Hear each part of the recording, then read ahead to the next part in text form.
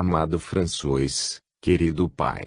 Tenho a convicção inabalável de que, em futuro não remoto nos havemos de reunir, como hoje, num outro mundo mais ditoso que este.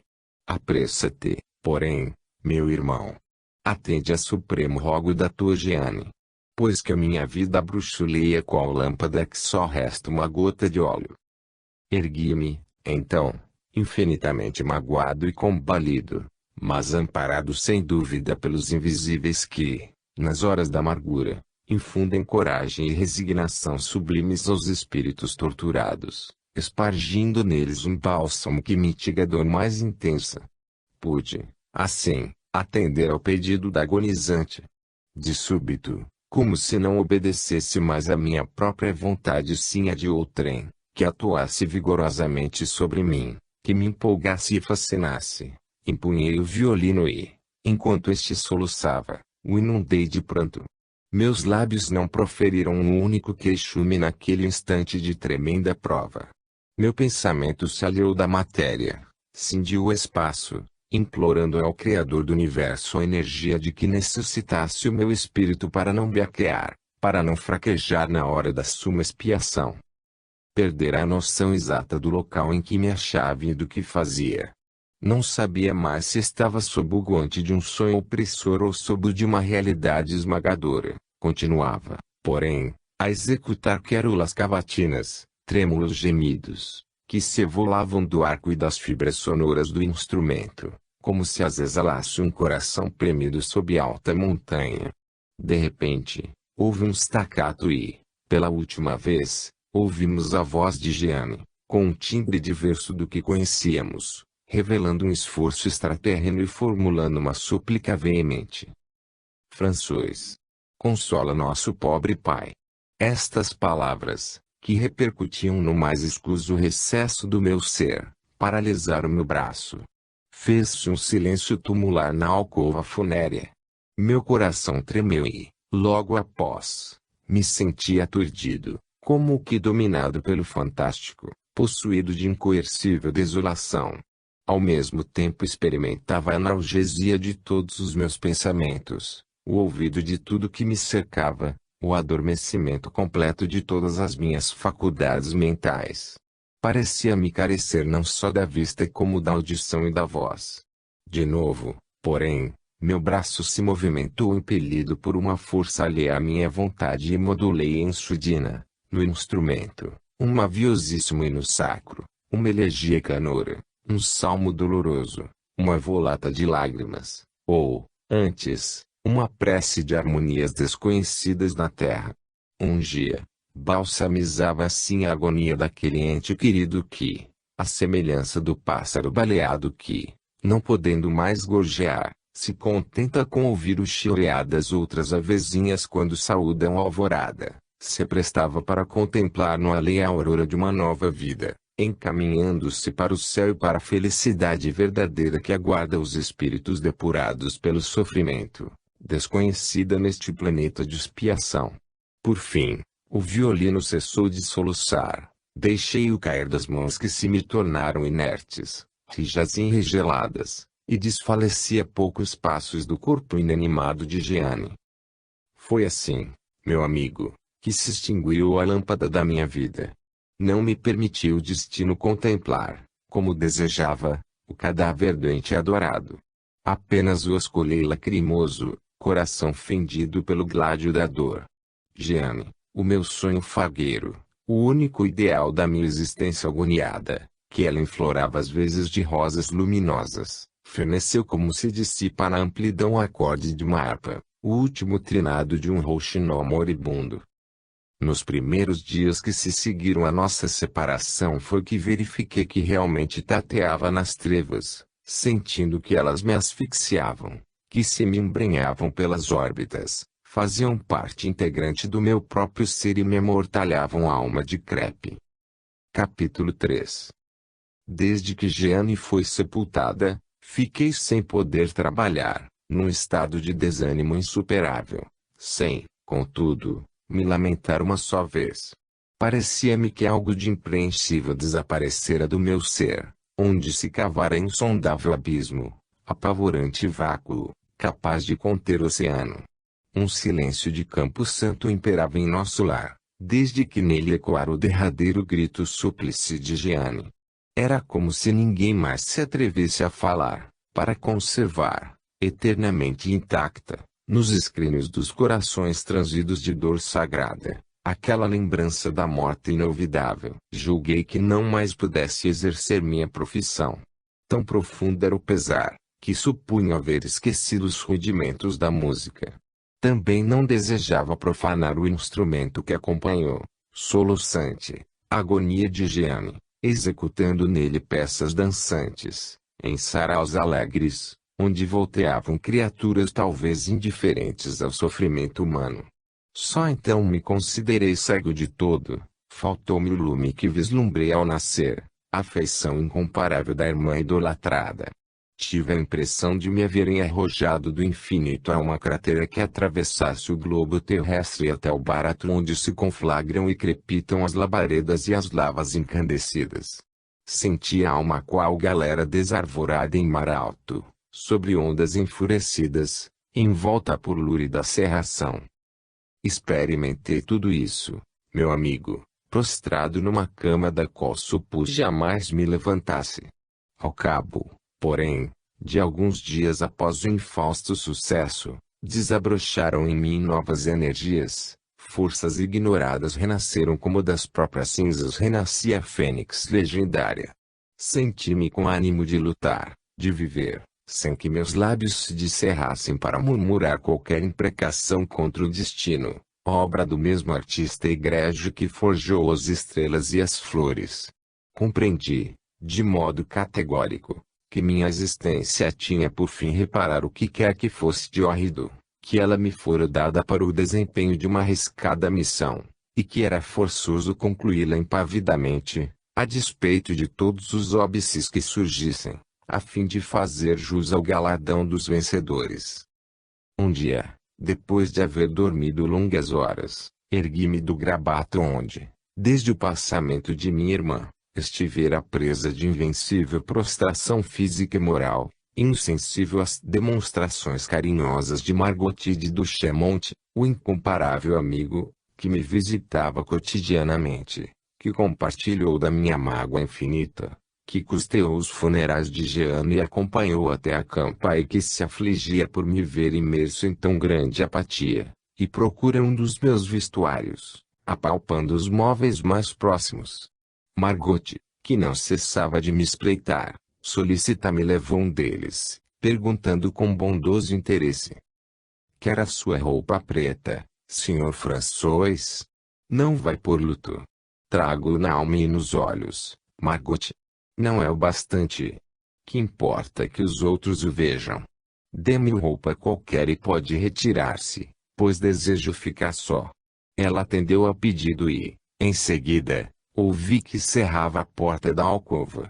Sem uma lágrima, ajoelhei-me no soalho, mãos enclavinhadas, fronte alçada ao céu, na postura em que me ensinara a orar a dileta Jeane quando eu era ainda sua primeira boneca, e implorei com fervor e humildade ao Onipotente o valor de que precisava para triunfar das minhas árduas provas. Quanto tempo estive assim genuflexo, em súplica ardente, não vos posso dizer, porque, possibilitado de contemplar a alvorada e o crepúsculo, de distinguir o dia da noite, o tempo era para mim sempre uniforme, contínuo, indiviso. Não diferenciava as horas senão quando as escutava badaladas em algum relógio.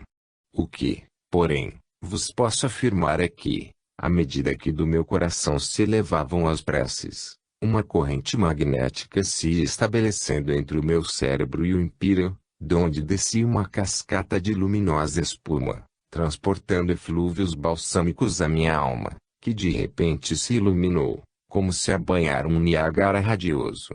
Levantei-me ainda aturdido, como se despertasse de um sonho anestésico, sentindo-me leve, quase levitado.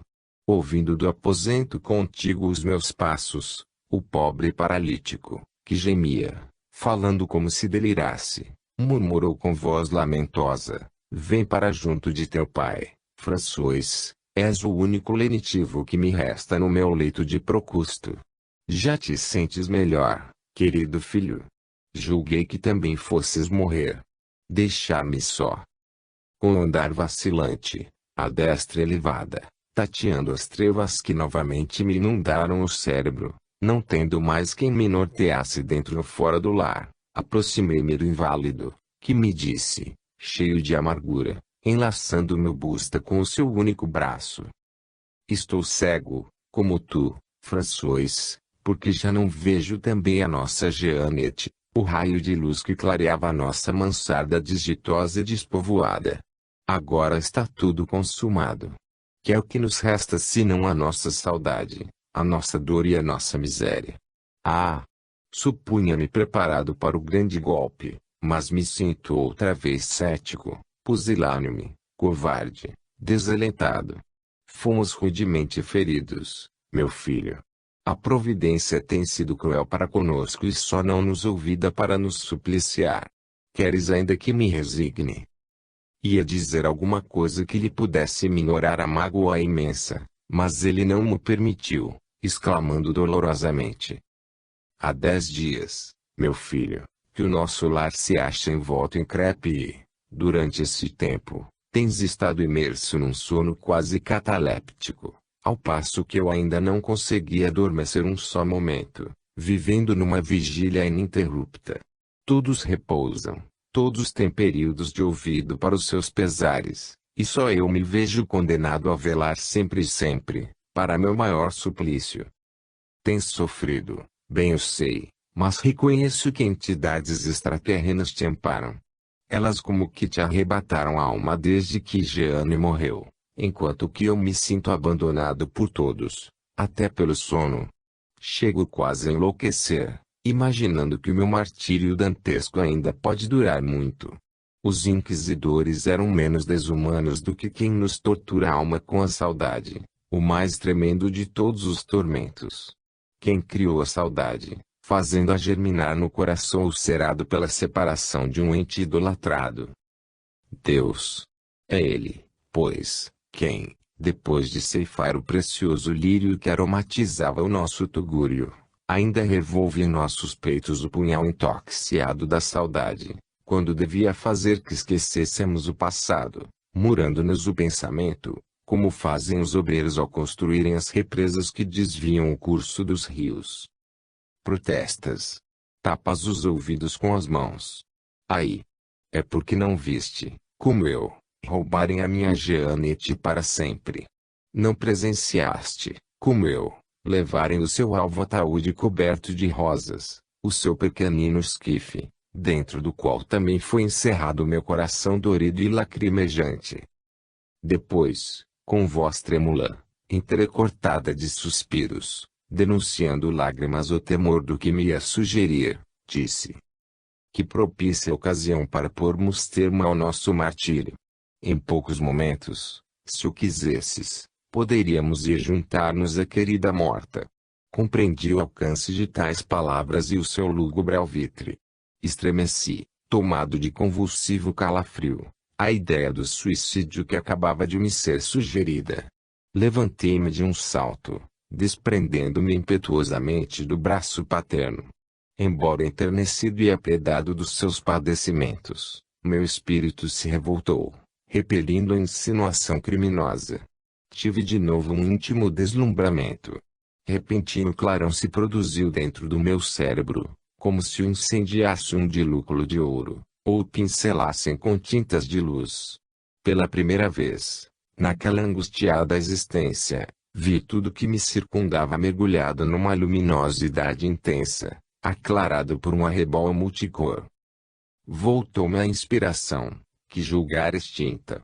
Senti que alguém me tocara muito de leve no ombro, depois de me haver roçado docemente a fronte, donde, a esse contato, me pareceu borbulhar uma luz que a tornava fulgurante.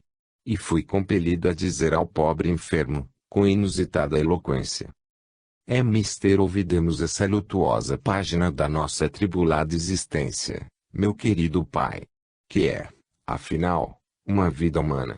Microscópico fragmento, minúscula faísca, mesquinho átomo da eternidade, fração infinitesimal do tempo, ante a grandeza imensurável da vida espiritual, que vivemos na imensidade ilimitada, por milênios sem fim valem os minutos da vida atual.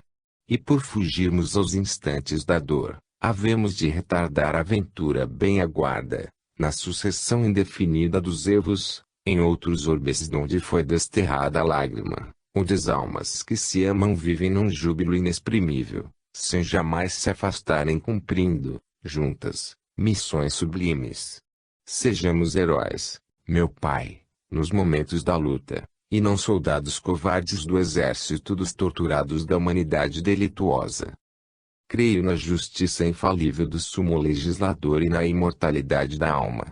Sei que as provações por que passamos são lapidações necessárias ao nosso aperfeiçoamento anímico. Combatamos, pois, até ao derradeiro instante, nesta cruzada bendita da verdadeira felicidade. O guinemos sempre, eu sem vista, vós sem um braço, como dois paladinos estropiados, como dois guerreiros incompletos, sim, mas que têm, dentro das suas mutiladas armaduras de lodo, uma centelha deifica, cujo fulgor se há de confundir com o das estrelas e das alvoradas. Pelejemos, sob o arnês da coragem moral, empunhando as armas da paciência, da resignação silenciosa, da submissão, da virtude, e esperemos tranquilos a vida futura incomparavelmente mais longa do que esta que não dura mais do que um meteoro, que, confrontada com a do além, é uma gota d'água em face do oceano. Se triunfarmos na peleja, vencendo as nossas imperfeições morais, nossa vida passará a ser um incessante hino de vitória, um interminável cântico de alegria, um hosana perene, sem mescla de tristeza ou de infortúnio. Aqui me acho ao vosso lado, meditemos em nossa sorte. Tendes o corpo inteiriçado e uma vista de águas. Eu me mover à vontade e tenho baças as pupilas, os olhos inválidos por atrozes sombras. Assim, cada um de nós é o comento do outro. Eis aí como a providência nos aparelhou para, unidos, desempenharmos a missão pungentíssima. O que falta um sobeja no outro. Não é patente a intervenção do céu nas nossas existências? Porventura, teria sido cego ao caso quem assim nos fez e reuniu? Não, meu pai, foi um criado. A ele, pois, devemos dirigir uma prece, agradecendo-lhe todas as nossas decepções, todas as nossas amarguras, manifestando-lhe o reconhecimento que testemunharíamos ao discípulo de Asclépio que nos houvesse sujeitado às torturas de uma operação dolorosíssima para nos salvar da gangrena organismo que, sem isso, estaria, em breve, todo contaminado pelo vírus letal, donde mais prolongados sofrimentos e finalmente a perda da vida por entre dores lancinantes. Ah, meu desditoso pai, sem dúvida delinquimos no passado. Somos galés que ainda cumprimos penas a que fomos condenados em existências, cujo prolongamento vemos nesta, penas resultantes de uma sentença rigorosa, mas remissora. Se não reincidirmos nas culpas que a determinaram, próximo estará a libertação. E o dia em que nos abrirem as portas da masmorra será mais belo, mais esplendoroso do que o é, para um príncipe, aquele em que, no apogeu da glória, o sagram soberano de grande e poderoso império. Corre-nos, portanto, o dever de, nessa atual encarnação, lutar com o denodo, meio único de resgatarmos faltas de priscas eras, erros sinistros. Lutemos até o último alento e seja a morte involuntária quem nos liberte das nossas tribulações. Tomei-lhe depois a mão e, elevando o pensamento a solo do incognoscível, com a voz emocionada, mas firme por efeito de uma força de vontade inquebrantável, formulei fervorosa súplica por mim e pelo triste paralítico. Dirigi-me em seguida ao lugar onde costumava guardar o violino. Meu pai, ao ver-me empunhá-lo, julgou-me alucinado e entrou a exclamar: Não, François, não me martirizes. Não mais quero ouvir esse instrumento que me lembra a idolatrada morta. Seus sons me virão ferir o coração mais doridamente do que um acerado punhal. Piedade. Piedade. Já-me não era, porém, possível obedecer-lhe. Um poder formidável me dominava. Preludiei formosíssima Reverie, a cuja maviosidade se misturava à voz gemente e alterada de paralítico, a dizer: Deus meu! Como sou desgraçado! Nem ao menos posso tapar os ouvidos, pois que de uma só mão disponho e essa quase morta. Tenho assim que ser flagelado por este som que não desejará mais ouvir. François já me não atende, enlouqueceu de certo. De dia para dia aumenta a minha infelicidade. Que hediondo crime terei cometido, Senhor, para merecer tão bárbara sentença? Também eu vou enlouquecer. Dar-se-á que, por ser demente, a natureza me haja manietado, a fim de que ninguém me temesse, impedido, como me acho, de praticar o mal. Se ficar louco, que serei senão um despojo humano, um miserando cadáver acorrentado a uma alma igualmente morta, pois que a razão é a vida do espírito. Pouco a pouco, entretanto, foi serenando. Deixou de imprecar contra o destino e por fim se calou, enquanto eu, sentindo mais do que nunca a fronte iluminada pelo estro musical, continuava a modular sinfonias incomparáveis. Cedendo ao influxo de uma potência misteriosa, a mão movia o arco com inigualável maestria, arrancando as cordas frases musicais de incomparável beleza, de harmonia com os acordes que, perto de mim, se evolavam de uma orquestra portentosa, constituída de dezenas de flautas, cítaras, alaúdes e harpas tocadas por artistas imateriais, que, comigo, realizavam um maravilhoso concerto. Procurando imitá-los, meio desvairado, eu os via ao redor de mim, em semicírculo gracioso, com seus corpos intangíveis airosos, entrajados de alvas roupagens vaporosas, como que feitos de nevada escumilha. Súbito, dentre tantas entidades diáfanas, uma se adiantou sobraçando uma lira de rosas, encordoada de fios luminosos, semelhantes aos raios das estrelas. Deslizando pelo solo, aproximava-se de mim para me ofertar o célico instrumento. Em torno da fronte ideal livrejavam pétalas de flores, irisadas falenas e alvinitentes pombas, que bailavam nos ares com a graça das silfites. O ser angélico, que por esse modo de mim se avizinhou, era a Jeanne. Cumpria a promessa que fizera, de me inspirar fomentos de amargura. Reconhecia por uma intuição indefinível. Era qual a contemplava em sonhos, quando minha alma se exteriorizava da matéria por influência poderosa e incontrastável. Sim, era mesmo Jeanne. Era esse ser familiar a quem amaram diversas existências e que, então, pertencendo àquela trupe de artistas siderais, me apareceu qual a própria Euterpe, para me incutir ideias grandiosas em relação à arte excelsa, que ela simbolizava e eu sempre cultuara. Fitava-me com insistência, como que para afirmar que não esquecera o que havia prometido e o que me pedira nos derradeiros momentos da sua agonia. Fazia-o, também, de certo, para me animar a prosseguir na minha via crucis até alcançar a vitória definitiva.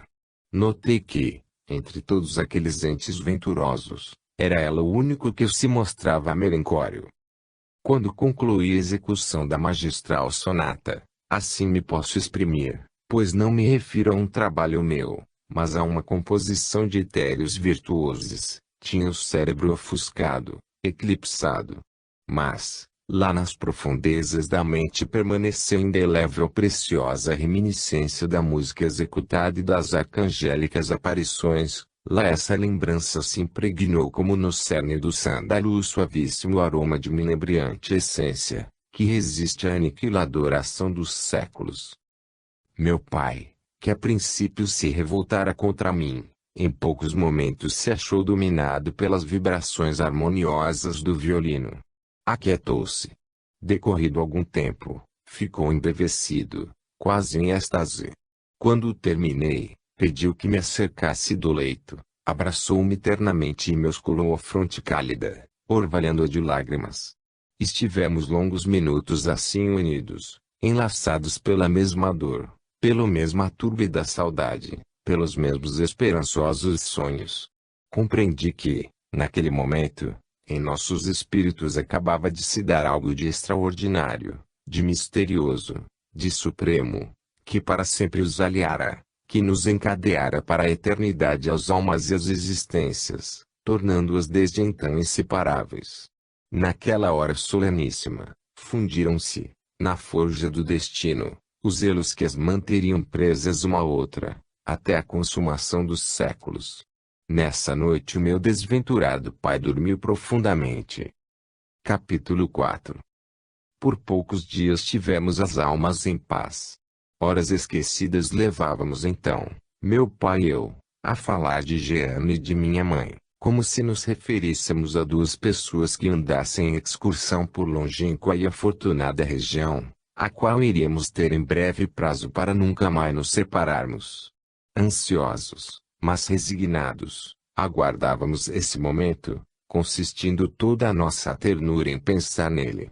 Éramos como dois grilhetas que, em deserta e soturna ilha, cumprissem uma sentença ao mesmo tempo severa e justa, ávidos pelo dia já próximo da libertação, sôfregos por voltarem à pátria distante, onde os esperam entes idolatrados. Para nós, esses entes eram os que nos precederam no túmulo ao pórtico do infinito. Normalizara-se a nossa existência. Recomecei a trabalhar como trabalhava antes do passamento de Jeane. Geral, porém, foi a surpresa no auditório que costumava aplaudir-me, quando de novo perante eles apareci. É que eu envelhecera. Contando apenas 18 anos, tornara-me excessivamente débil, de lividez marmórea. Muitos amigos supuseram que eu houvesse estado doente. Algumas noites de vigília e de contínuo labor bastaram para que meu estado se agravasse. Sintomas alarmantes se manifestaram. Eram os pródromos do mesmo mal que levara minha irmã à sepultura. Olhando-me através do seu coração extremoso, sempre a pressagiar inevitáveis infortúnios, maiores cuidados e temores inspirava eu a meu pai do que a quantos me viam. Acabou ficando totalmente alarmado. Para o tranquilizar, fiz-me conduzir por Duchemonte ao consultório de um médico e, pelas frases vagas que este proferiu depois de me examinar, percebi que jamais recuperaria a saúde. Em pouco tempo a insidiosa moléstia se apoderou inteiramente do meu organismo, produzindo-me desânimo e sofrimento tão grandes, que se tornou impossível dissimulá-los. Um dia, cheguei-me ao paralítico e lhe disse com a máxima placidez: prevejo, meu pai, que não mais poderei sair à noite e já me vai inquietando a ideia de que venha a faltar de todo o pão necessário à nossa subsistência. O que eu supunha ser apenas consequência das dores ultimamente curtidas, é um mal incurável, que já me avassalou os pulmões. O que mais me aflige, porém, não é o meu padecimento físico, é a ideia de que em breve não possa mais exercer a minha profissão, sendo entretanto o meu maior desejo de sempre amparar-vos. Cumpre, pois, meu pai, sejamos previdentes e nessas condições vamos conversar calmamente acerca da nossa situação e do futuro. Se daqui a pouco tempo me vir impossibilitado de trabalhar para a nossa manutenção, providenciarei no sentido de sermos recolhidos a um hospital. Como, porém, são diferentes as nossas moléstias, teremos que ficar separados. Não vos entristeçais com isso, pois tudo farei para vos dar coragem e vos mitigar os pesares. Irei visitar-vos muitas vezes, todas as que os enfermeiros me permitirem enquanto puder manter-me de pé. E quem sabe se consentirão que leve o meu violino. Se conseguir a satisfação deste desejo, não deixarei de executar as produções que tanto apreciais, do vosso François. E por que hão de impedir que o meu querido instrumento me acompanhe à morada da dor e da agonia? Por que é que os opulentos e venturosos que, trajados a rigor e cobertos de joias, percorrem as enfermarias dos hospitais, ostentando diante da miséria e do sofrimento o fausto e a felicidade, como se passeassem pelas ridentes alleias de um lindo parque, não se lembraram ainda de oferecer, em vez de moeda que sempre deixam cair nas mãos descarnadas, quase gélidas, de seres que só do que precisam é de uma campanha de preces, algumas flores aos pobres moribundos. De que servem moedas aos infelizes que não têm mais lar, nem pátria, vizinhos que estão das fronteiras da pátria comum, o espaço, onde não há balizas, plantadas por homens, nem cordilheiras ou rios que delimitem pátrias diversas. Porque não se lembraram de levar aos que, nos leitos hospitalares, vestíbulos do túmulo, estão prestes a mergulhar no seio do infinito, que, mais carinhosamente, acolhe o rude probucal ceteiro do que o monarca onipotente e cruel, um instrumento musical, que, tocado por mãos de artista, certo suavizaria os estertores da morte. Haverá na terra de profundismo mais solene, deprecação mais vibrante do que o Requiem de Mozart? Pois bem, quero ser o primeiro a praticar a caridade por essa forma, eu tão pobre que não posso agasalhar os que tiritam de frio, nem socorrer os torturados pela fome, que já nos ameaça. Quero ser o primeiro a mostrar que não só os ricos, os ditosos, fazem jus à audição dos primores musicais dos afamados mestres, que também os desventurados e principalmente os que estão quase a abandonar a arena da vida, onde deixam entes idolatrados, podem ter uma agonia mais branda, suavizada pelas melodiosas notas de um violino, de uma flauta, de uma harpa, dedilhados com extrema delicadeza. Será um lenitivo para as dores que os flagelam, para a febre que lhes requeime os corpos, para as pungentes saudades que experimentam, lembrando-se dos seres amados que vão ficar no mundo. O Onipotente não deixará de abençoar tão meritória ação e sinto que é Gianni, ou alguma entidade sideral, quem me sugere estas ideias. Ideias desta natureza só do céu nos vêm. Mas, perdoai-me, meu pai, essas divagações sobre assunto diverso daquele de que vim tratar. Daqui me aproximei apenas para vos dizer, sejamos fortes, sejamos heróis nas supremas batalhas da vida. Não há motivo para consternação. Não percebeis que se avizinha a hora da redenção eterna? Que, dentro em pouco, nos teremos reunido a saudosa Gianni. Por que então chorais? Coragem. O Criador, que assuma a bondade, talvez haja comutado a nossa pena abreviando-nos os dias de cárcere terreno. Devemos aguardar com os corações jubilosos a nossa próxima libertação. Ah, meu François! Como hei de regozijar-me, temendo que partas antes de mim, temendo ficar só com a minha dor sem limites. Quando Gianni faleceu, julguei endoidecer. Tornei-me de novo cético e só não me suicidei por não ter mãos para empunhar uma arma. Tu, mi François, conseguiste dar ânimo à minha alma desolada deste-me alento para viver. Mas, se me precederes no túmulo, mergulharei em trevas, enlouquecerei de saudade e de tristeza. Pois bem, meu pai, não vos abandonarei jamais, nem agora, nem quando pertencer ao mundo espiritual, que começo a divisar, uma vez que é por demais angustiosa para nós ambos qualquer separação, ainda que breve. Acabo de conceber uma ideia que submeto à vossa apreciação. A vigília e o relento me prejudicam grandemente saúde.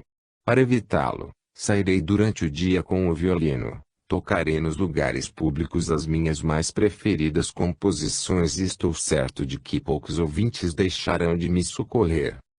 Protestais?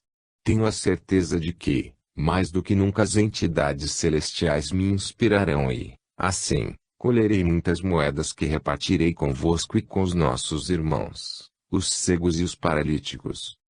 Não será para mim um sacrifício, meu pai, pois que implorarei a caridade pública, mas de dentro da treva em que vivo. Assim, não vendo aqueles a quem peço a esmola, meu rosto não se cobrirá da púrpura do vexame, quando, estendendo-lhes a mão, me responderem com o sorriso de escárnio, que facilmente assoma aos lábios dos impiedosos ou dos felizes. Com os olhos vendados pelo negror da cegueira nada vejo e, portanto, Agradecerei qualquer mesquinha dádiva e nenhum ressentimento guardarei dos que me recusem o seu óbolo. Ele me interrompeu, surpreso e desorientado, dizendo-me: mendigares uma esmola à caridade dos transeuntes. Tu, meu amado François, um violinista exímio, uma glória francesa. Não é o artista, meu pai, nem a glória francesa quem irá suplicar um óbolo aos transeuntes.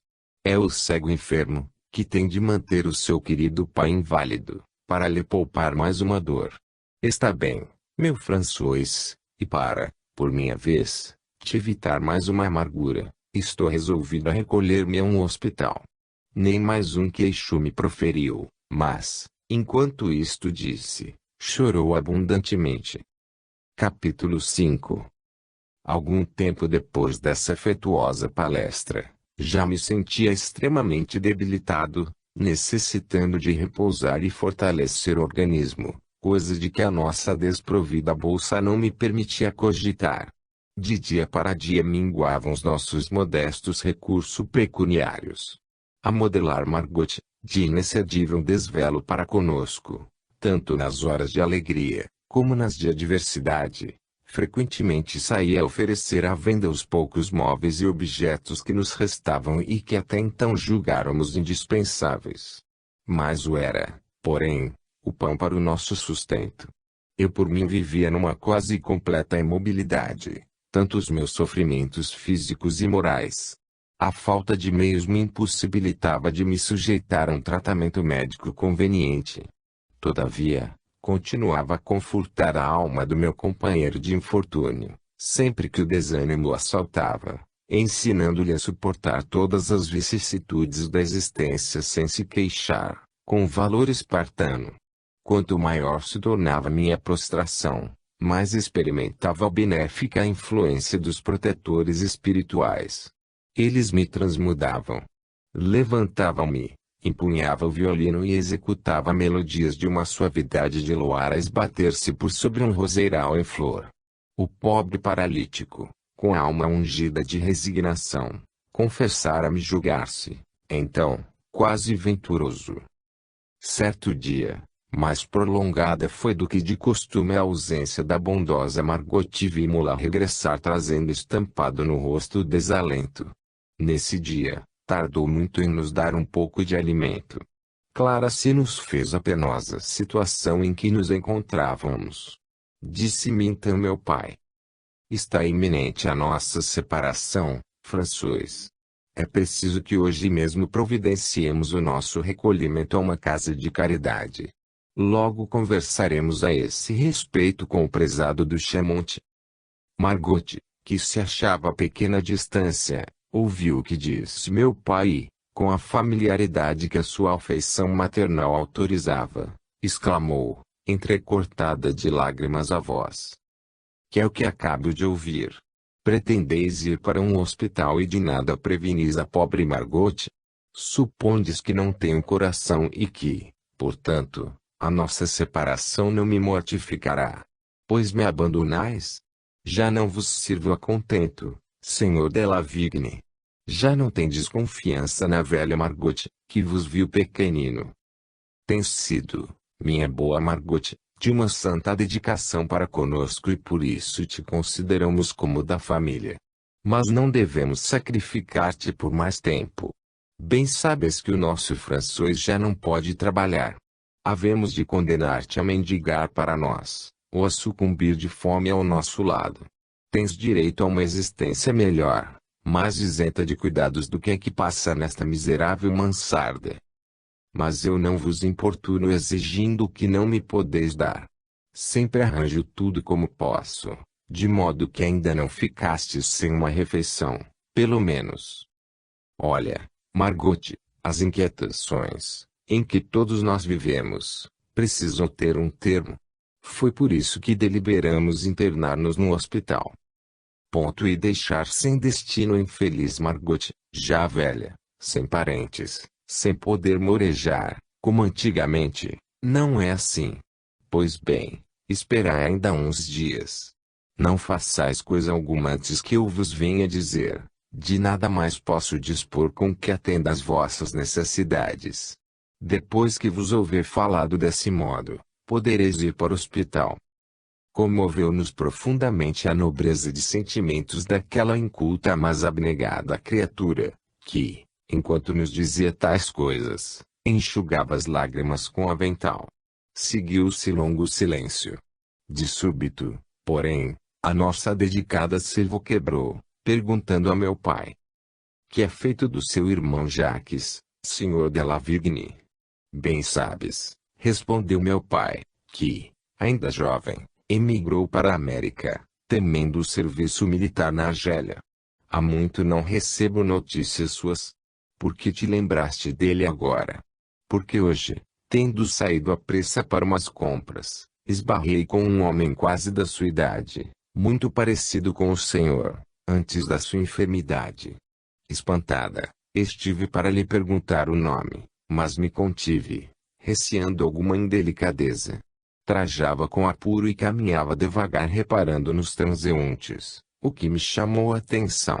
Quem sabe se é mesmo o senhor Jacques, que, tendo regressado da América, anda à procura do irmão que aqui deixou.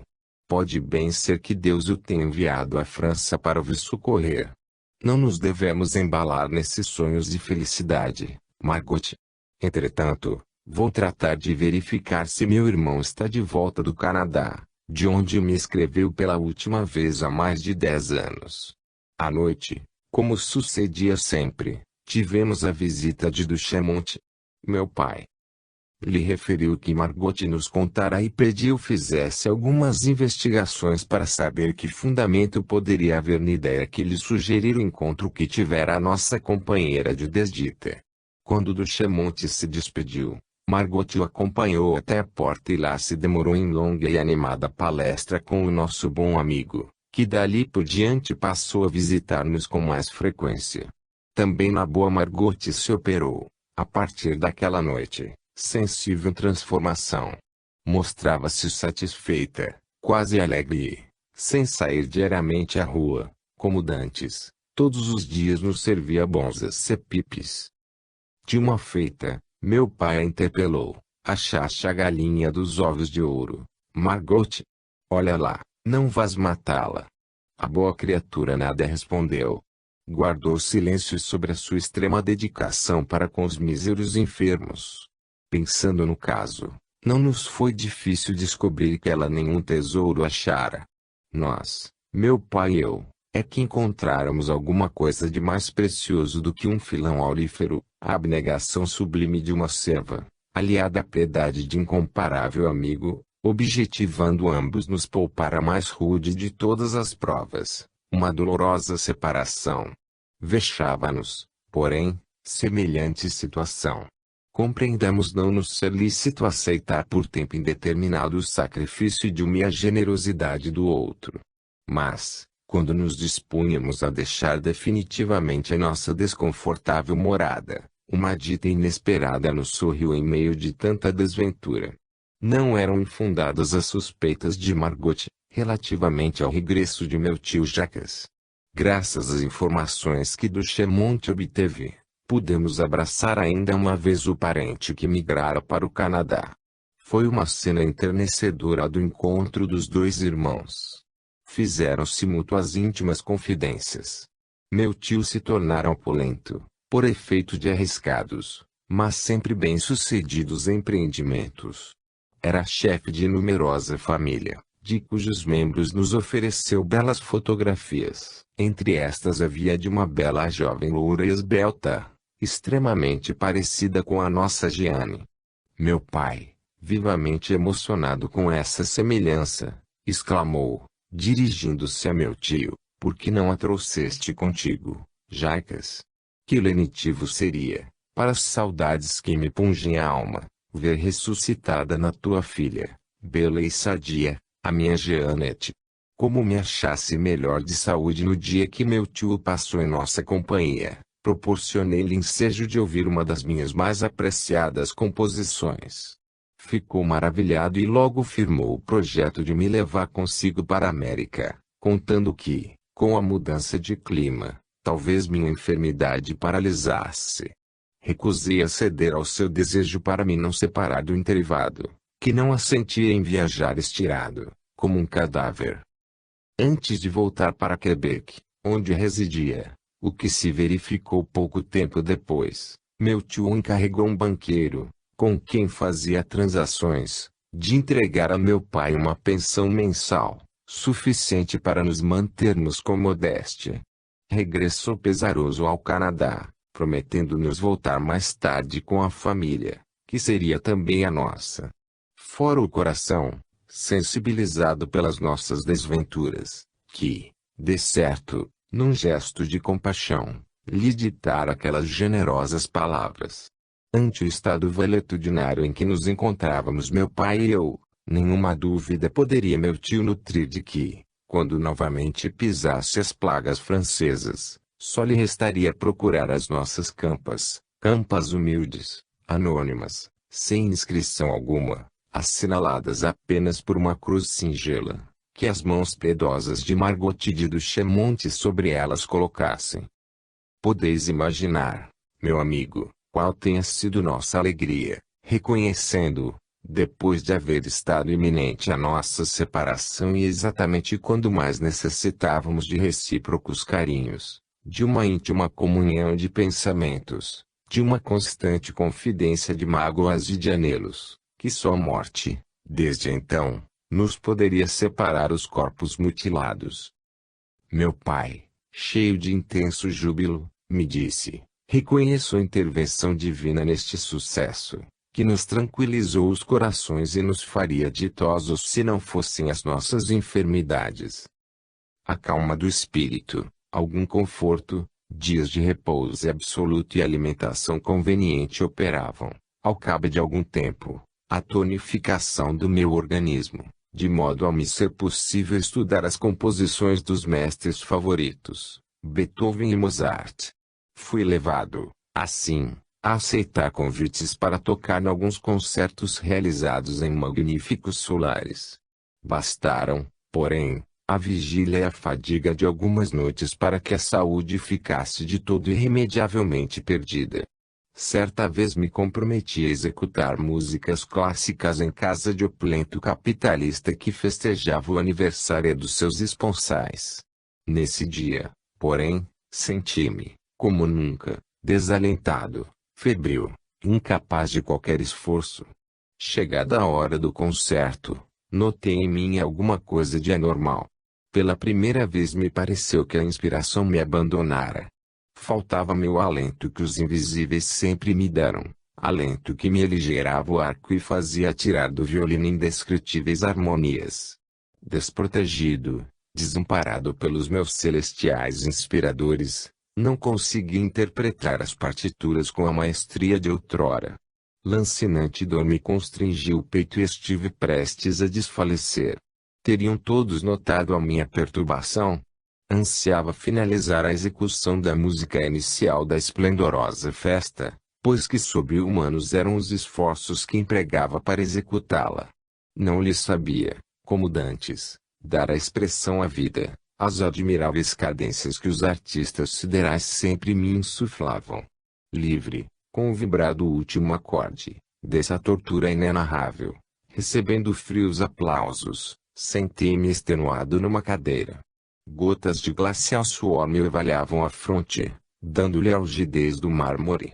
Tão desorientado, tão conturbado fiquei, que certamente tinha a fisionomia descomposta, alterada pela decepção, pela angústia, lívida como a dos moribundos.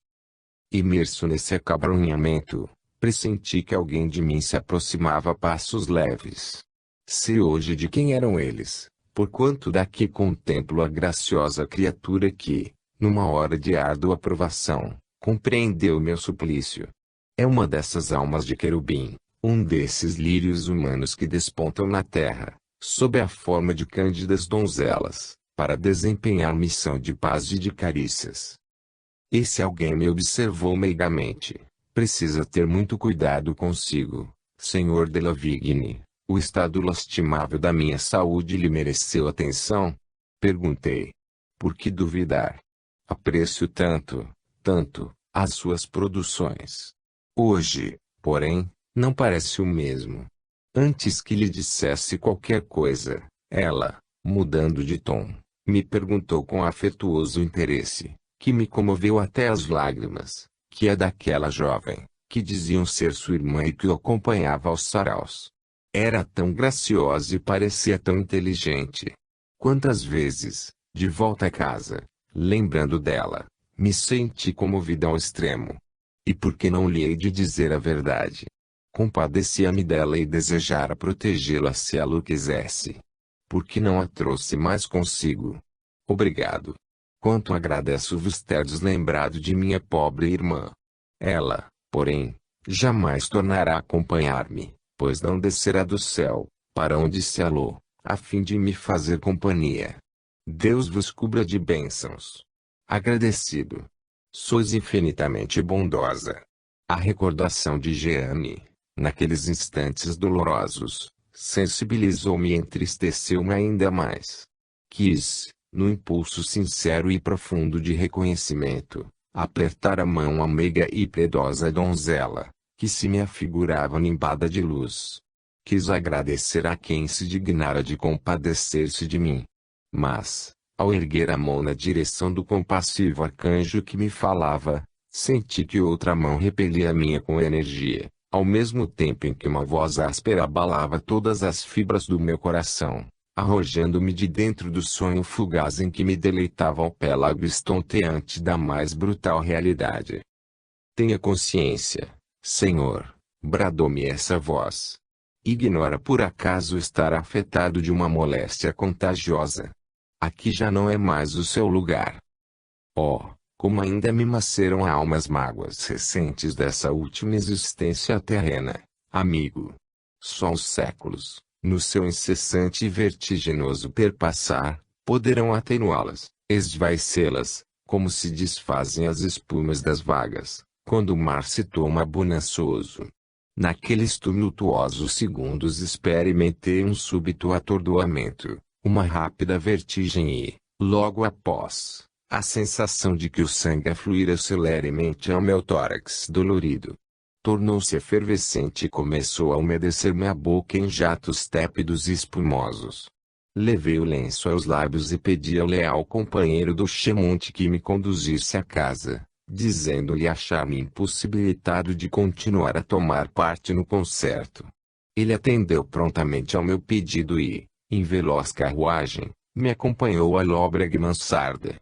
Minha brusca chegada causou indescritível aflição a meu pai, que sem demora mandou chamar um médico para me socorrer. Achava-me quase zangue, em consequência de repetidas hemoptises. Seguiram-se, para mim, horas infindáveis de agitação e delírio. A cruel ofensa que eu sofrera me vergastava incessantemente a alma. Atormentava-me também a ideia de que o meu protetor invisível me desamparara.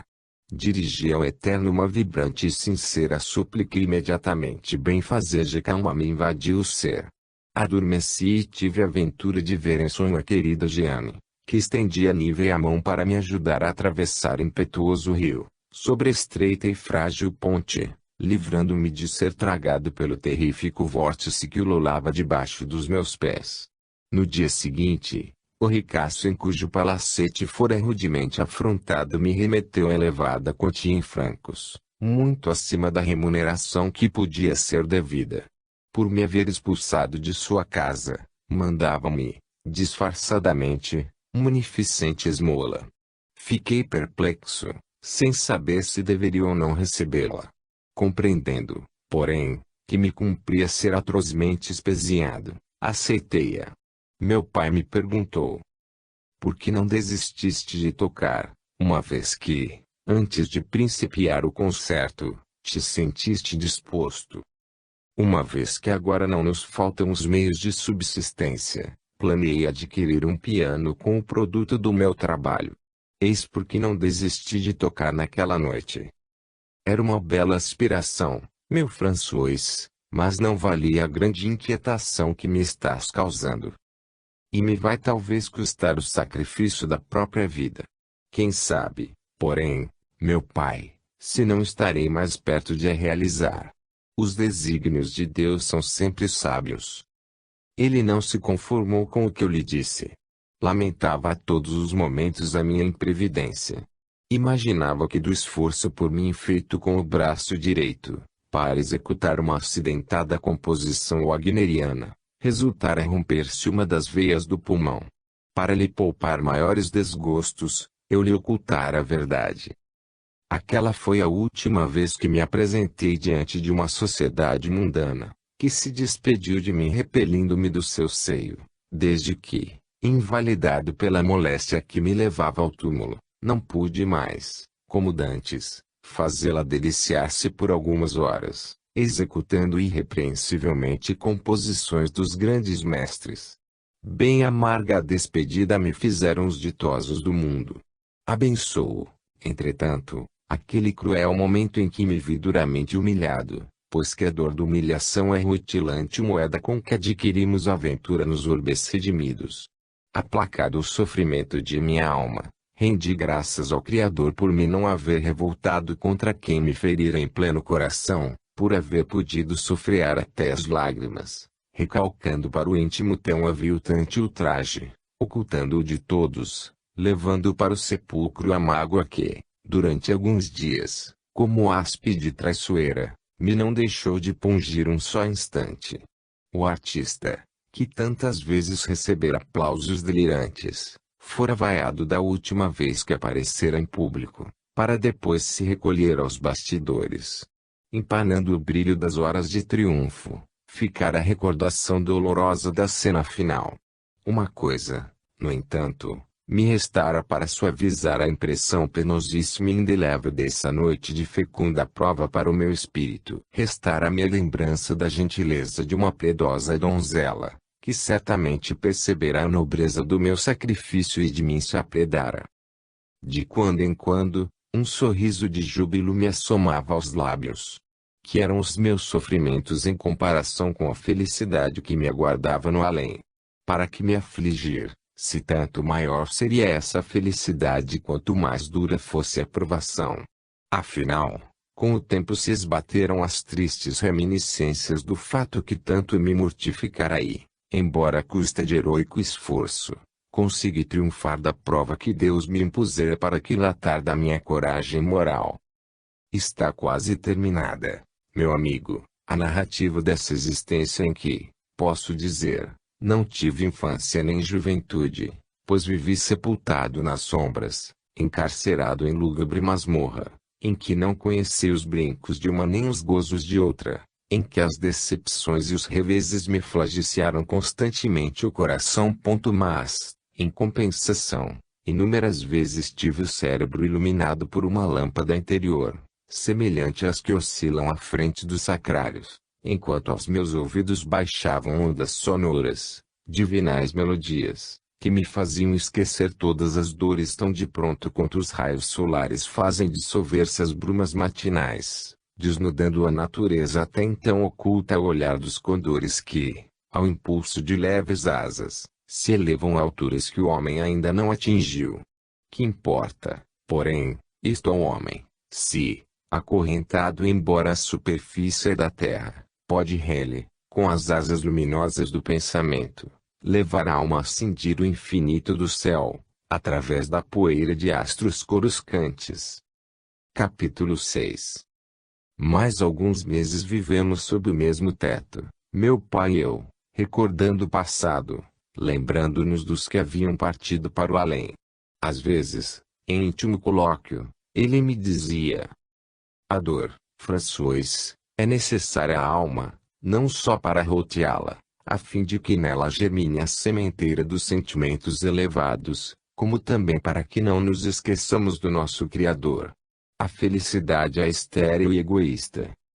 Estou certo de que, se for ação de corpo, opulento, venturoso, faria da vida outro conceito, cometendo faltas que, certamente, me acarretariam severíssimas punições.